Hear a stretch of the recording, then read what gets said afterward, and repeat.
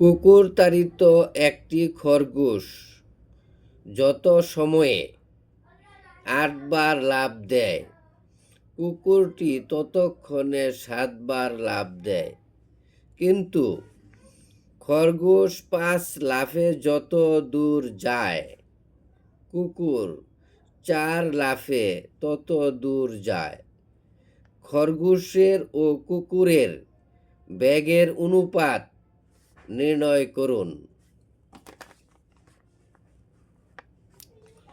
মনে করি খরগোশ ৫ লাফে ১ কিলোমিটার যায়।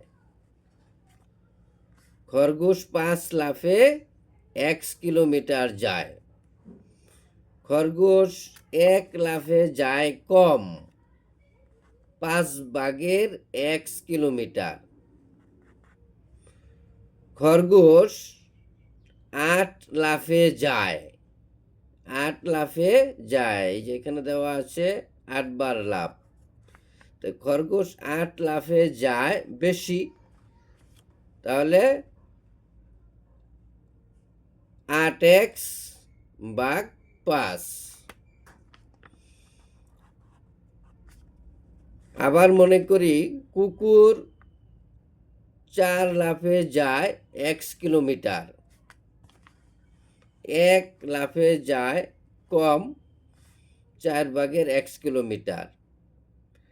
এখন কুকুর এই যে এখানে ৭ বার লাফ দেয়, তাহলে ৭ লাফে যায় ৭x/৪। এখন আমরা খরগোশের বেগ অনুপাত কুকুরের বেগ লিখব, সমান খরগোশের বেগ এই যে ৫/৮x অনুপাত কুকুরের বেগ হলো কত, ৪/৭x। এটা যদি আমরা এইভাবে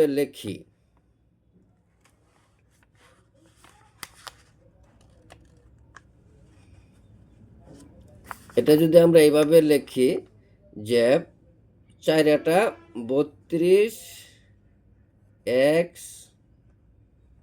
অনুপাত ৫×৭ = ৩৫x।